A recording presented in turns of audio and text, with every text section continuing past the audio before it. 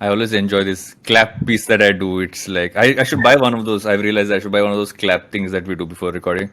Um, hey Viraj, welcome to the show. Hey Varun, thanks so much for having me.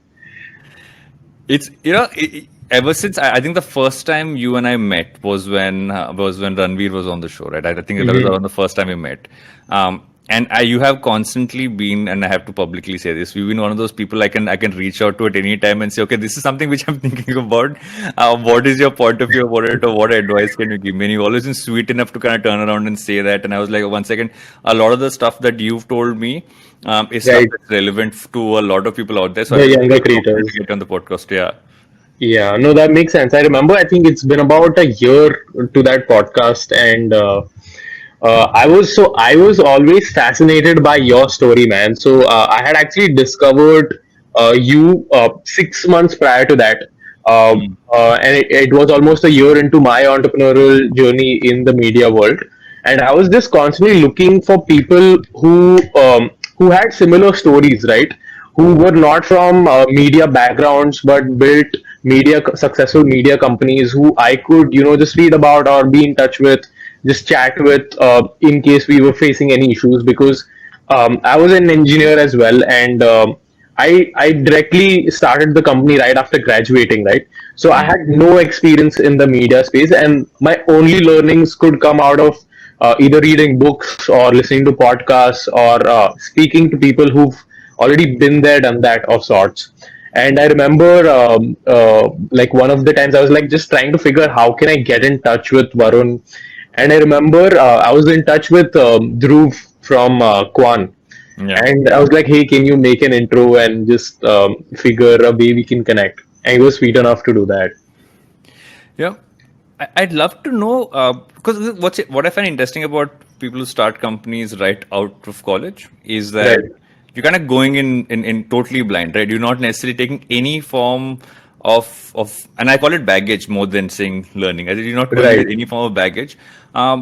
What made you guys started off right out of college? So Ranveer and I co-founded the company Monk Entertainment, and it was in 2017. We've always been really good friends in college. He was my senior. He was 2 years senior to me. So he had graduated, and he was the one who had introduced. You have those seniors in college who you just be in touch with, and they introduce you to all the vices of the world. And especially with engineering college, that happens. It's sort of a tradition. So Ranveer was that senior to me, and we also discovered a lot of things. We had interned together, so we realized that we had a bit of a business chemistry as well, besides just being friends with each Yeah. other. So he had graduated, and he was also clueless when he was graduating. He was clueless what he wanted to do, but he was sure about the fact that he didn't want to do anything in the corporate space because he had tried out a finance internship. So he started training people, and then he built a YouTube channel, and that's when he was about at 100K subscribers. When I was in my last year of college, so he took about a year to 2 years to build that subscriber base. Mm. And I was the president of my entrepreneurship cell, which I had essentially just been part of to get a certificate because I was planning to go for my masters in the US. Yeah. And that's when I realized, wait, I mean, I can't just do these things for certificates. I need to organize events and actually call people and do something of value. And I didn't know anyone who I could call for a seminar. And that's when it hit me that okay, it's an entrepreneurship cell. Let me try pinging Ranveer, who's doing something cool and different in the media space. And YouTubing was super cool 3 years ago, right? Where no, Yeah. like barely accountable people had YouTube channels. Um, and to have a decent subscriber base, it meant that you were popular, and especially if you're coming back to your home turf, people would like invite you back with all the Yeah. enthusiasm. So that's how we met again, and I called him for the seminar. We didn't promote the seminar at all in college, assuming that people would turn up, and only 2 rows in the beginning were filled. So that was quite an embarrassment. But yeah, that's how we met. So what happened with us is we just realized Ranveer was like, hey, I need a manager, or someone to look after my business, and because we've already worked together, Is there something we could figure out? And I didn't have anything to lose because I was in my last year of college. Um, and I already landed one job in a consulting firm, and I applied to my master's. So I was just like, okay, it's my last semester. I can do whatever it takes. I don't have attendance issues. So I became the manager apparently for 3 to 4 months. Landed a few brand deals. One of the first ones was, of course, with Daniel Wellington, which is sort of standard which for most which has been influencers. also been your standing joke on Twitter of Yeah. late is that is anybody an influencer if you have not got done something with Darren Willington. Exactly. And so Daniel Wellington, like as much as it was a joke, they've actually been the pioneers in influencer marketing, right?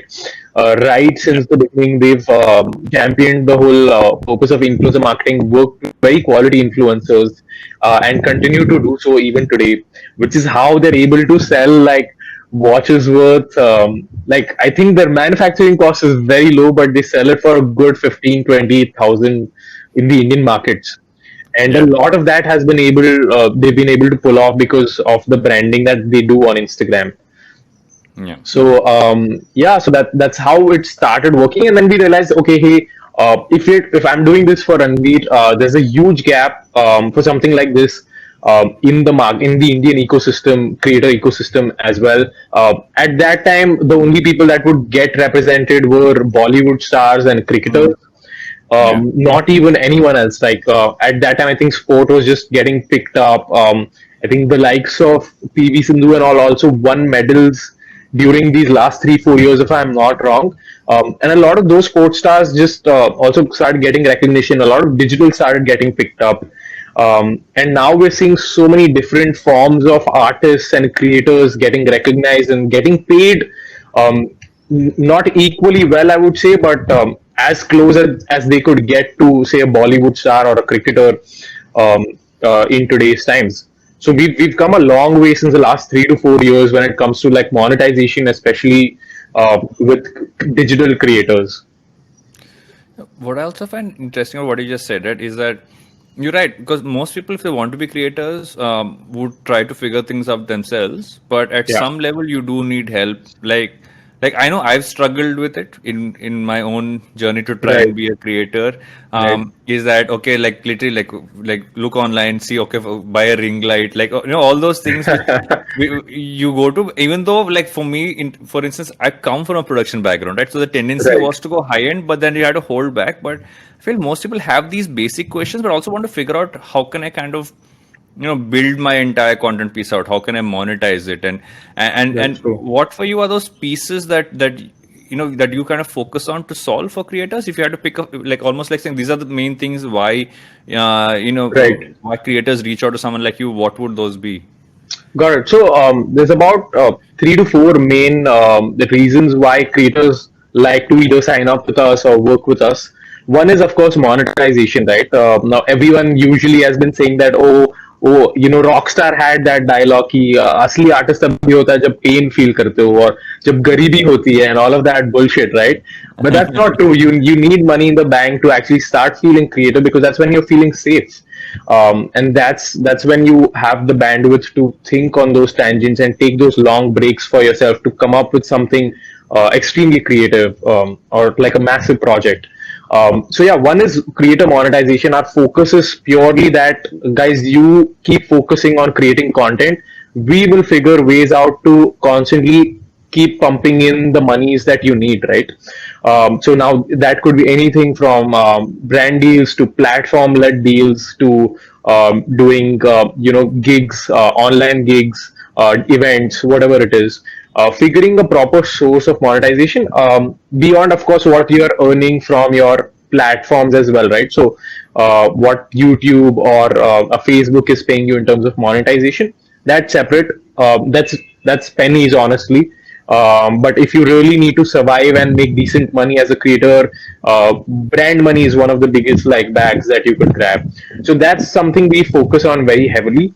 Number two is PR is one of our biggest like focuses, and I feel like we have the best like monetary wise and business end wise. While we do fantastic, I feel like PR wise we have one of the best like PR machineries in the country.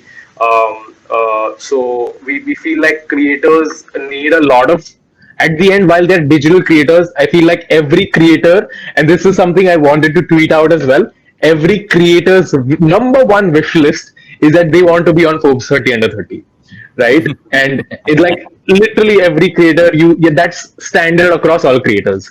And but besides that, the point is that they all like being seen in print media, right? A very funny example was there's this creator from the south we represent called Madan Gauri. He's the biggest creator in Tamil Nadu and Chennai. He's got about 4.5 million subscribers. But when we got him on board, he didn't have any PR around him, and suddenly he started coming up in magazines and newspapers and things like that. I mean, he posted that on his feed and on his social media. That's when people actually started DMing him that, whoa, you're in newspapers, you're a big deal. I'm like, bro, he had 4.5 million subscribers. Did you not think he was big enough a deal then? But right when he's like on a newspaper or a magazine, you start, that perception building is completely different, right? So PR is another aspect that we really help creators with. The third aspect is collaborations, one with creators. Because we have a network of creators we're already in touch with, and we feel like we could open those warm leads for creators who may be up and coming. But also besides that, we have really strong ties with platforms, right? So all platforms like Instagram, YouTube, Facebook, Snapchat, all of these guys we have very strong ties with. So if you have something very urgent that's popped up, your account gets hacked, for example, we could just connect the person immediately to the platform and ensure that the problem gets solved. Or if you're shadow banned, or whatever 10,000 other reasons that you might need to connect to the platform immediately, that's something we provide on the back end very quickly. Because we also have enterprise access in certain places, because we represent a bunch of creators together. So those are certain aspects I feel like creators need to sort of have external help with as well. So I've also seen this ecosystem where a lot of bloggers, especially, are just building their own teams or hiring, say, one intern to figure out, their brand details and brand work and stuff like that.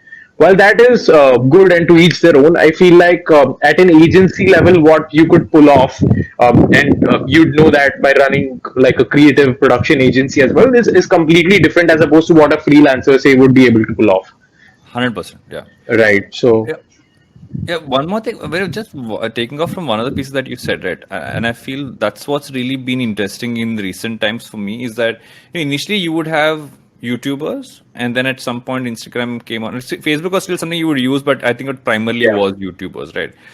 Instagram kind of came along, and it became, you had a set of Instagrammers, if that's the term, and you had YouTubers, and at some points those worlds started merging in, and then within Instagram as well, I see people who are predominantly focused on Reels now, post the whole TikTok scenario, but you have a set of people who primarily focus on the regular Instagram. So when I look at this entire piece, right, there's LinkedIn in the mix for people who want to focus more on the professional side. I've seen some people focus primarily on that as well. This multi-channel approach has been something which I've been finding very interesting, right? Because I heard this sometime recently on one of the podcasts I was listening to, where it said that the future is literally about people who are building multiple channels of distribution. And the more channels of distribution you have, the more opportunities you build for yourself, because you can turn to a brand, you can turn to a platform or anybody and say, 1 second, I'm available across all of these. These are my following across all of these. So anything you do with me gets distributed this way. And that I thought was interesting, because it's a very different model from what it started off as. True. No, that's very true, because I feel like, Varun, after the TikTok ban, right, that's what really pushed people to realize that, hey, we can't be active on just one platform. We need to build a distribution across in order to become less vulnerable. Because at the end of the day, social media platforms are still not owned platforms by the creator, right? Like an email would be, for example. So these are not owned platforms. You're renting the platforms, and we see this on Twitter every time, that start owning your platforms instead of just renting one, which is why the 1,000 superfans concept came through and things like that. So TikTok was one of the key factors into reasoning why people started building multiple different distribution platforms as well. And with YouTubers, it's always actually been much easier to be multi-platform as opposed to someone who's just started off of Instagram or TikTok, right? Because with YouTubers, video content came more naturally, and for some reason, their followers and subscribers have also been way more loyal and are more open to follow them across platforms as opposed to any other platform. Maybe it's because of the extended time periods of video content that these guys are producing, and because you have to go to each channel, right, to Yeah. consume that piece of content. Otherwise, on Instagram, you're just like scrolling through. On TikTok, it's the same, right? You're waiting for each of these creators, pressing their bell icons, waiting for the videos and whatnot. Which is why I think the shift to that multi-platform was much easier for YouTube creators, which is why you'll see someone like an Ashish Chinchilani or a Carrie Minati have huge amounts of followers across platforms. Yeah. It's YouTube, it's Twitter, it's Instagram, all of these, right? Someone who's wanting to be more on the serious business self improvement side, Ranveer's built it across LinkedIn and Twitter more. So Yeah. it depends then on what is it that you're focusing. I know a lot of Gen Z creators who are also focusing on using Snapchat as Yeah. another distribution platform, right? And the tons of like TikTok clone apps that have popped up now. So yeah, I mean, I just feel it's a conscious decision from all creators in order to become less vulnerable in case tomorrow a platform just shuts down. Yeah. I'm just going to pick up one of the points you mentioned, right? So the concept of 1,000 super fans is something Right, which I'd love for you to get into, because I think it's something which most people should know about, right. because there's a deep insight into that as to why that's something that should be a focus point. Right. So I heard of this concept first on, I think, one of Tim Ferriss's podcasts, or like he, I think for me at least, was one of the first guys to pitch this. And that's so true that instead of building just a like horizontally wider audience, you need to dig deeper and build more loyal fans. Because tomorrow, if you're launching a product, or if you're starting your own merchandise, or building an app, or whatever it is, right, or building a venture, those 1,000 people will be undeterred, and they will be the first ones to invest in whatever it is that you do. And that's why building that that fan base of 1,000 loyal as fuck followers is so important, because they would buy whatever you sell, because they are not in it just for your content, they are in it for you as a person, and because that's who they connect with. And that's why I feel like the 1,000 superfans concept is so important, especially with smaller creators. If you have, say, only 50,000 followers or 100K followers, right? If you do have those 1,000 very loyal followers, you will never be out of work. You will not have to be dependent on brands to keep coming, because again, brands is like the monetization through brands is not confirmed, right? It's not guaranteed money. It's very seasonal. COVID hit through, everyone stopped marketing, right? So creators are now not making money. Their only source of income was through their YouTube revenues or platform revenues, which also decreased significantly, right? So I just feel like the more, like, because you're diversifying your distribution platforms, also you should also similarly start diversifying your monetization models, which is what is going to help you survive in a much longer run as a content creator. I feel like that's where that 1,000 fan concept comes to. Like, for example, Mr. Beast has built that 1,000 fan following concept to a very deep level. Why? Because he's genuinely a good creator at heart. He's creating content that most people want to consume. Yeah. He's connecting to the user. He's doing all these giveaways. He's doing all these sorts of, like, he's a keeper. The guy is a keeper, right? And which Yeah. is why you feel for him. You feel like, dude, fuck it. It doesn't matter if I'm not making enough money. This guy's launching something. I would want to just support him. And see, that's how, say, for example, someone like Tanmay in India is like cashing in on, right? That whole super chat concept that's going on. What are me? Because, yeah, because he's making people laugh through tough times, through COVID, and he's doing that live. So people are like, dude, it's fine. You got me out of tough times. It's okay, even if though I have 10,000 rupees in my bank. I will be willing to pay you 500 outfit. So that's fantastic. That's beautiful. And I think what's also interesting about that, and I've seen this, right, is that so because I've been asked questions in recent times, saying, are you considering a Discord server, or the fact that Right. why don't you have a Facebook group, and every time that question came up, and I've realized that in a way we've started off with public platforms that anybody could follow or interact with to Mm. moving. And I'm looking at Facebook groups, one of the oldest things, right? That was one of the Yeah. first things Facebook had, which most of us joined and we didn't know what was going on. We just like ignored for years. Right. It's going to come back full circle to saying, okay, how do you kind of almost have a captive set of people who are genuinely, participating in what you're really Right. doing? And I don't think it just sticks to just this, right? Sometime back, I did a course during July, and that involved me being on a Slack community for that course. That community on Slack is still alive, and I still do interact with some of the people I did that course with. So, and it's run by Scott Galloway. So it's those guys do drop in one of those things once in a while and stuff like Right. that. So it's what I find interesting is this is building this audience and keep giving them a lot more things at two levels. One is obviously your general audience who's watching Right. it on and off, but the other one, the captive, actually has so much more monetization opportunities because it's not just what you can give them in exclusives, but you're giving them products, you're letting them see something beforehand. The list can be endless. No, which is why I feel like a lot of these kind of platforms now, where there is a paywall of sorts, right, are becoming a lot more popular. OnlyFans is the biggest example there, right? Yeah. Insane amount of monetization. How many creators have made like millions of dollars on it?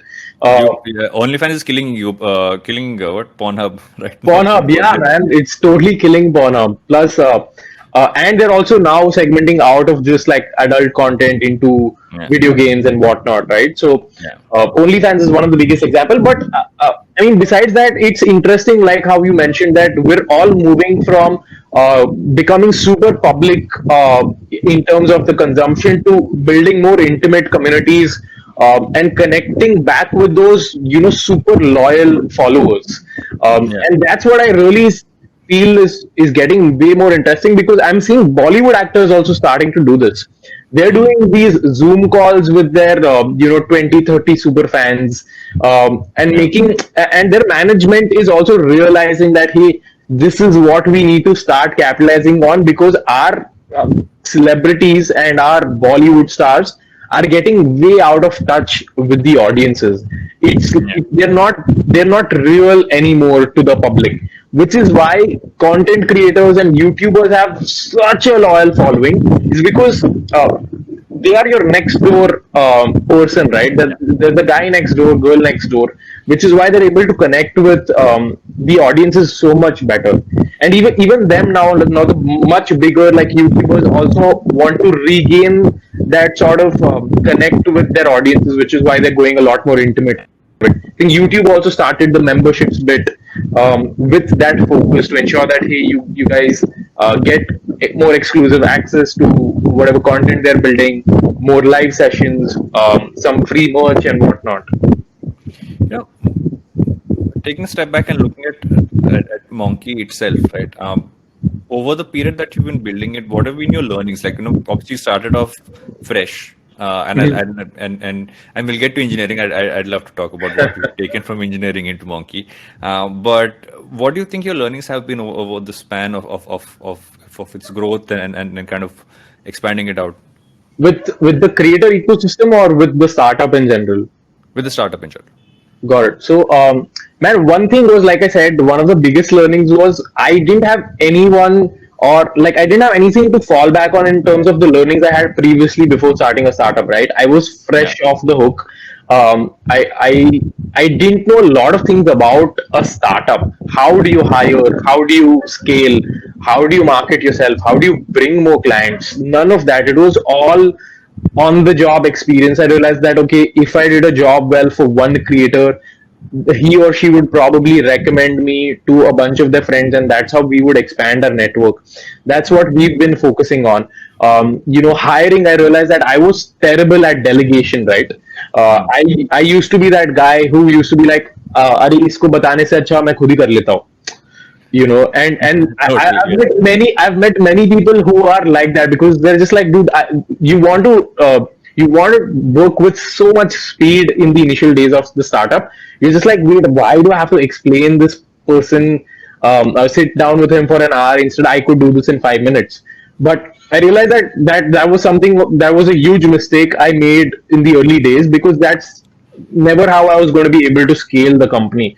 If I was still doing each and every job, I would not be able to scale it in the next like 5 years. Which is why in the early days, I was doing all of it, right? Everything from your accounts to marketing to working with creators, landing deals, all legal, all of that. And I had no idea about any of it. I now have learned what an indemnification clause is and what a non-solicitation clause is, what GST is, what TDS is. And I Yeah. feel like there's such a huge gap that like none of this was taught me either in school, college, or engineering, right? So Yeah. it was purely out of scratch. My brother was a CA. I had to keep calling him that, okay, now the TDS due date was last month. Now do I have to file a penalty? What the hell do I do now? Stuff like that. So I think just learning a lot of those things, a lot of admin related stuff in general, but also, swallowing the humble pie and saying that, hey, if you need to scale, you need to start delegating. Otherwise, you're never going to get to anywhere. That was one. Just learning how to deal with people, man. I think people skills are one of the biggest assets or learnings I've got in running a startup, because each person reacts to things differently, and Yeah. you need to, sort of communicate with that person in a way where they would understand what you're trying to communicate, and they would reciprocate accordingly as well. And especially in a business like ours, which is so human dependent and so people led, it is one of the biggest, I wouldn't say obstacles, but while it is sort of an obstacle in the sense that it's not scalable to how a tech product would be, but it's also one of the biggest learnings. And I've become so much more socially aware as a guy. It helps me in parties and all other social events. And I think that's one of the key aspects that I've learned in running a startup.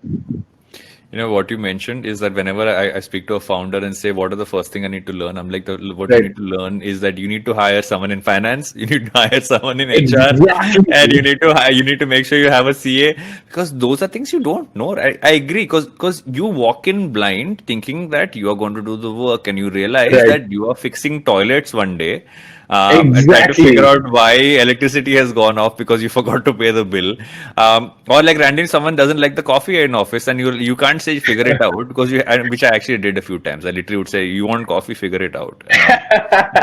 And then somebody went and got powder and came, and then you also, like, I think you learn from the wrong things, right? You learn from, oh wait, Google had free food, so let's have free food, right? So I remember the early Oh, years of Glitch, and you just a few people, you would say, okay, let's stock Maggie in office. Like, how much will they eat Maggie? And at some point, I'm like, 1 second, and I looked at people saying nobody's bringing lunch because they're only eating the Maggie, right? And I'm like, yeah, we're not funding your lunch, dude. Like, buy your own lunch. So at some point, I think early years you realize those things. You take your referencing from really large corporations or all the stories, but the stories need to be about this. Ki hire a finance person more than anything else. that is so true, and I couldn't recommend this more to people. We hired a good, like, we had to go through 3 rounds of changes in our CA, and even with our legal. I honestly feel like finance and legal are the two big domains where you need extremely trustworthy people. Like, Yeah. they cannot fuck you up with anything. And I had terrible experiences with my first 2 times with my finance teams. So hire a really good CA who's competent enough, who's probably worked in the same space that you're working in. So they have an idea of what all like tax regulations and all that your company will face. But yeah, this is actually one of my top advices as well. I remember, yeah, and also when you said legal, I'm thinking. So I had Priyanka Khimani on the podcast a while back, Right. right? Early days of the podcast. And I generally do respond to most people who write in. And one of the questions was that, oh, it's great to learn about the legal piece. Can you send me a contract so I can try reading it, right? Huh. And I found that to be an intriguing question. I was like, most times for most people, you won't end up getting a contract till you're actually doing something like this, or you are a creator, Exactly. or whatever. But when it hits you, it's like legal language is written to make sure that you have to hire a lawyer, but or Exactly. No, man, that's so true because it's so. For I'll give you an example, right? In one of our contracts, we had used this word exploitation. Okay, Hmm. and exploitation in legal terms means just usage, if I'm not wrong, right? Yeah, yeah, But yeah, exploitation in normal English vocabulary would make the person feel like, what, you're going to yeah, exploit my content, or you're going to yeah, exploit my yeah, likeness or whatnot. And we had to actually get that change. I was like, hey, can you just change it to something harmless? yeah. And I was like, wow, Exploitation rights. Yeah, that's one of the trickiest ones to use. yeah. What I also actually what I'd want to ask you, and I ask everybody who comes on this podcast who's an engineer, because I have my own personal issues with the entire way in which engineering is taught, because I feel that it kills any liking you have for or any reason as to why you joined the college in the first place. So do you take anything from your engineering days to what you do?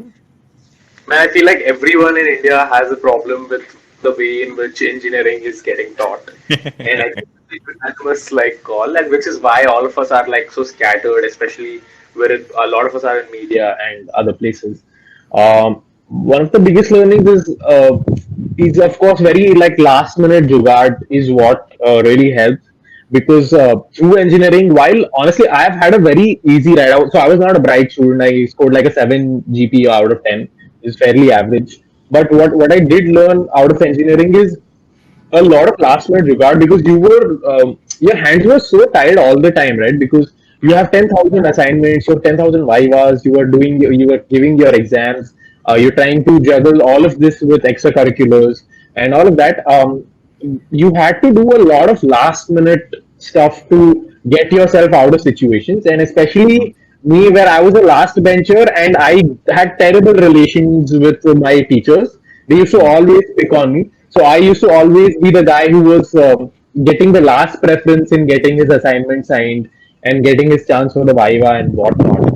So I just realized that one, again, people skills, convincing the teacher to let you go and sort of negotiate that, hey ma'am, I'll be doing better in the next semester, and also just be able to troubleshoot a lot of your way through a lot of things, right?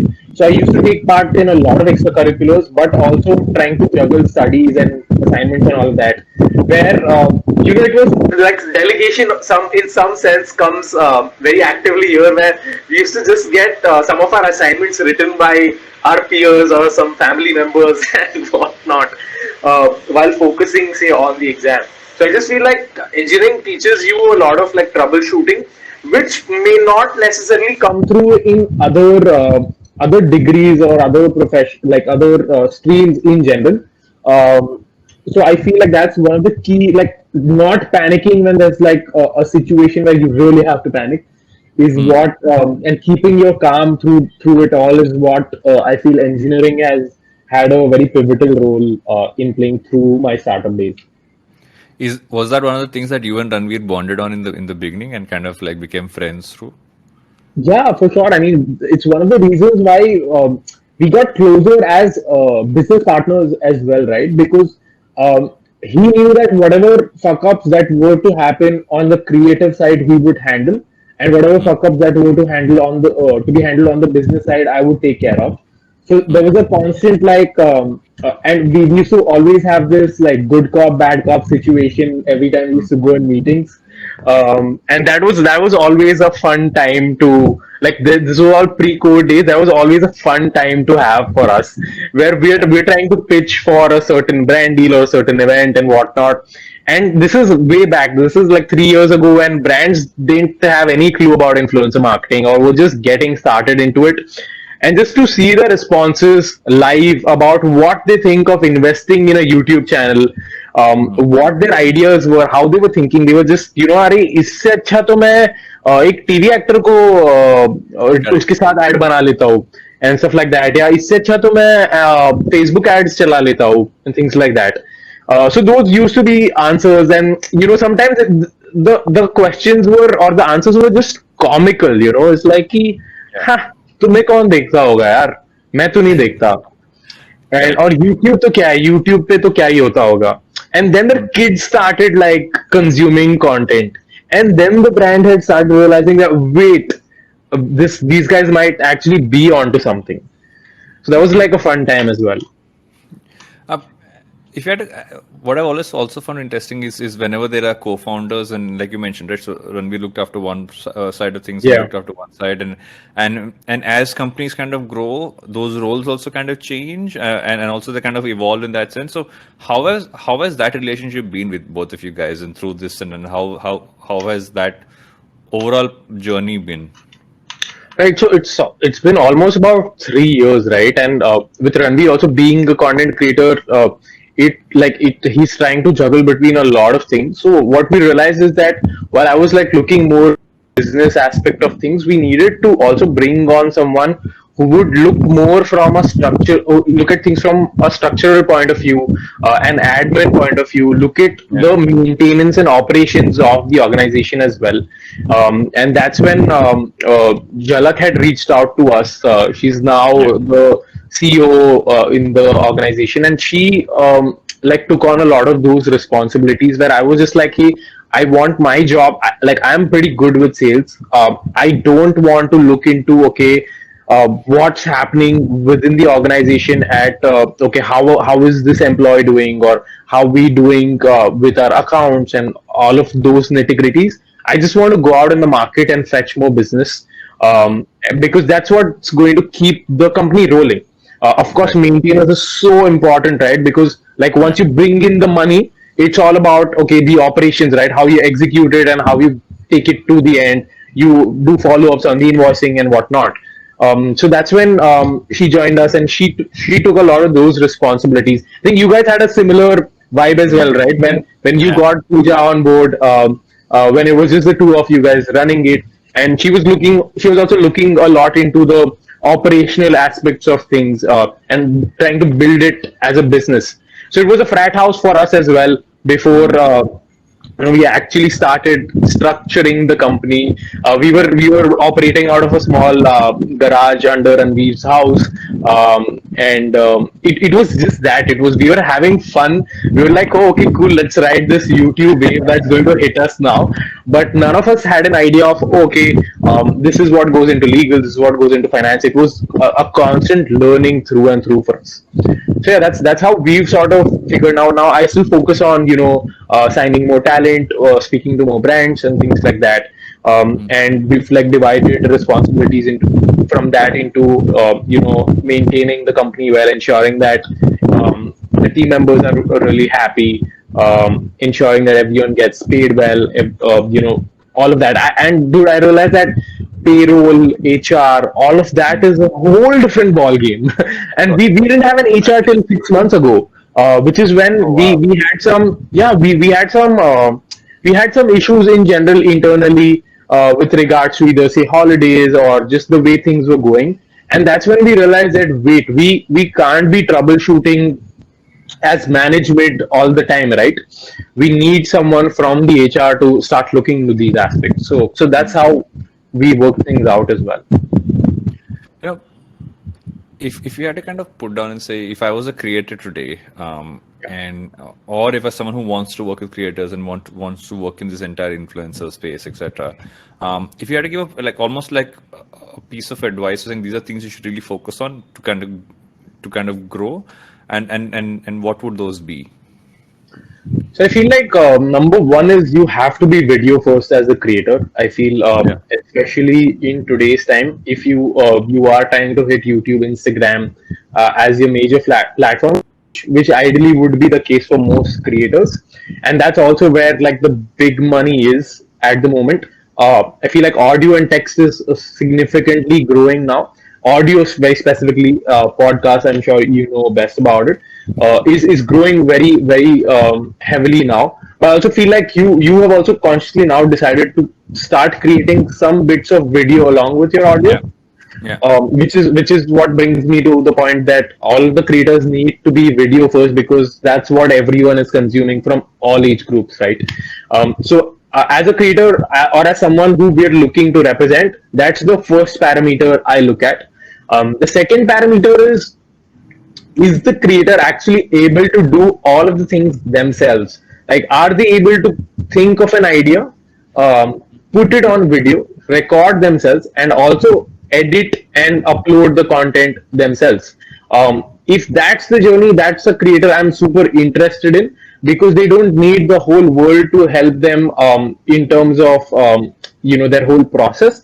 They Yeah. literally then need help with business, and in terms, and most creators I have seen come to me saying that while I'm doing fairly well with my creative process, I suck at negotiation. I don't know Hmm. what to charge for what I'm what value I'm providing. So can you sort of come in and I be plead my guilty to mediator? both of those. Yeah, and exactly, man, and imagine, you at least you have the experience of running a whole organization, so you still know certain nitty-gritties of what goes into it. A lot of these creators, many of them are from tier 2, tier 3 cities, who Yeah. already have had terrible experiences with Hmm. certain companies, media companies in the space, and they've been scammed off, or they've been signed on to slave contracts almost, and Yeah. they really have trust deficiencies when they come through to us, where they're like, bhai nahi, hum filhal kuch sign nahi karenge. And I'm just like, it's okay, let's work, you and me, let's work for a few months, let me Yeah. bring you business, let's build that rapport again, because it's been shattered, and Hmm. then let's figure, okay, then let's get you on a contract. So that's sort of what our vibe is. So okay, that sorry, I was deviating, but yes, you need to be able to do a lot of these tasks yourself, because that's when you are actually a creator, right? If someone else is writing for you, if someone else is editing for you, then there's a third person shooting for you, you're not really a creator, you are actually just an actor, Hmm. right? Yeah. It then you should try Bollywood instead, or you should try web series, because that makes sense for you. And to each their own. I'm not here to judge. That would be a much better journey for you guys, because I'm seeing a lot of actors post COVID, right? A lot of actors, web series actors, reached out to me saying, "Hey, can you help us with the creator journey?" And I'm like, "Are you open to buying a vlogging camera and shooting and editing the content yourselves?" And a Hmm. lot of them were like, maybe not, but we'll give it a shot. So Hmm. yeah, those are like two big aspects: video first and being able to know the whole process yourselves. I feel like are two key aspects of the creator journey. And man, I hate to put this out there, but so many creators are just becoming purely money minded.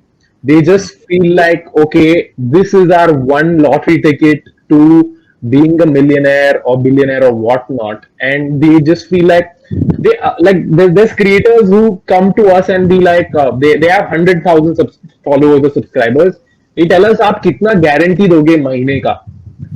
And I'm like, bro, I'm not here to give you a salary. What the hell? Like, that's not how this world works. If you are capable enough that you are a good content creator, you would never ask me that question in the first place. Yeah. Yeah. I think what also comes from that is that, and this is what I've truly come to believe, right? And this is primarily a personal insight of creating. And I think Tanmay said this when he was on the podcast. Tanmay said that if somebody asks you today, what would you do for no money, and your answer is be a creator, then you really are going to enjoy being a creator, right? Because that you truly Absolutely. enjoy the process of doing it more than anything else. The money is great, Yeah. but if that's your primary aim, then you will become that person, right? You will look at, okay, what's working, let me only do those things, let me not try different things, let me not just have fun with it, right? You tend to not Yeah. have fun with it if you make it all about the money. I think that's a really important thing for any creator to keep in mind. No, and I've also seen so many of these creators, just see that, oh wow, these guys are getting a free trip to Maldives for 3 days. When they just have 50,000 followers. Okay, let me also buy a few followers. Let me take some good-looking pictures, and let Yeah. me just put influencer in my bio. That should be about it. And Yeah. then that's never a long-sustaining career. You at best you'll be able to scam off some tourism companies for a few holidays here and there, but you will not ever be able to build a loyal fan base. Yeah, totally. uh, what I also find interesting and a few other things you mentioned, right, is that how this entire space is evolving. When someone said, okay, how long do you think the influencer economy or influencers, this whole influencer movement is going to last? And my point was, this is the new, I mean, this is actually the only time I'll use this term. This is the new normal, right? In the sense that Yeah. you had media companies who've been distribution channels for so long. Now each of these creators are their own media brands, right? And they're That's so building true. multiple, they are brands to themselves. So if the platforms might change, the way they send across, they put across content might change. Some of them might transition to say, okay, let me do. Many of them have transitioned to doing a series, which is larger scale, but they still innately will focus on them being creators. So it doesn't matter if the influencer thing is called something else tomorrow. I prefer the word creator over influencer. But I feel in the long run, this is here to stay. We'll just see an evolution of it. I don't think this is going away, is what my general response is. So I don't know I what do you think agree. of the future. And Varun, like everyone's like going gaga about Bitcoin right now, right? But what's the key about it? It's decentralization that everyone's going gaga about. Everyone now wants control in their own hands. They Yeah. don't want people dictating terms to them. Now, may that be a financial institution, a bank, or a media company, right? Hmm. Because all we're all getting woke enough to know that each news or media outlet has their own paymasters and has their own agendas to serve. So where are we actually getting our unbiased news from? Nowhere. Right. We really need to go to either citizen journalists or credible sources to actually figure a way out and consume credible news. Hmm. And that's why you're seeing a lot of the likes of, say, a Faye D'Souza who quit from a traditional news media company to launching her own YouTube channel and doing Yeah. what she believes in, because she doesn't want to be told that, okay, we need to favor a certain aspect or certain party or whatnot, right? Because Yeah. like honestly, as a journalist, what lies at the core of it all is your ethics, right? Because you're actually Hmm. having the influence to shape opinions for millions of minds. And if you are just like indulging in propaganda, it's not going to help, which is why I feel like this whole creator ecosystem is here to stay. Everyone is now getting the right distribution, especially through social media platforms. Hmm. And people don't want to go back to the whole monopolistic industries that we used to have. That media was run only by two three big parent companies who used to own all these 50 subsidiary channels. Yeah. Because you're only there are more than just two sides, right? Oh, everything is, it's just like liberal or conservative, it's right or left. There are more things to just that. There is truth also, which is just getting like sidelined in between all of that. Hmm. Which is why I feel like that's what people want to move on to. Where someone like an Abhinyu are who we are again representing have just out of nowhere come and become so popular because they're only presenting facts.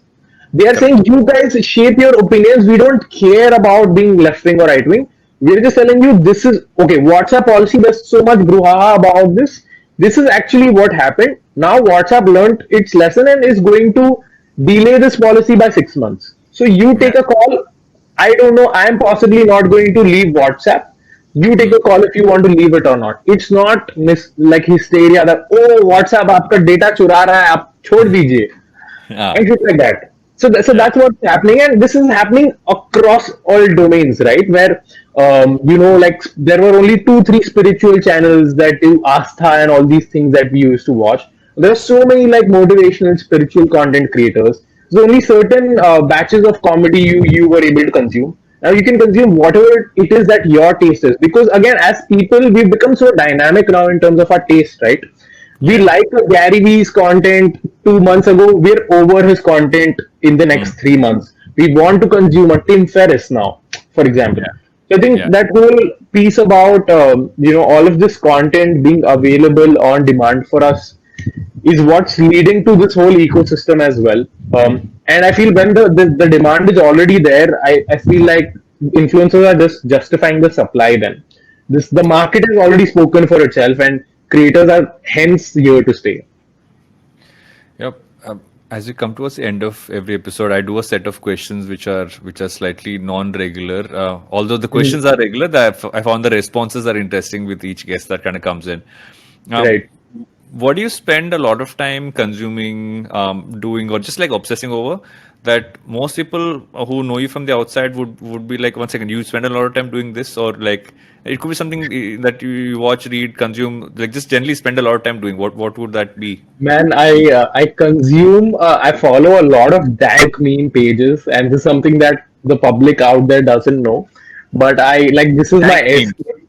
Yeah, it's basically like very offbeat memes. Some of them are like mildly offensive. Some of them are just like random fucking memes. I spend a lot of time just when I'm down. I just like scroll through those pages and Yeah.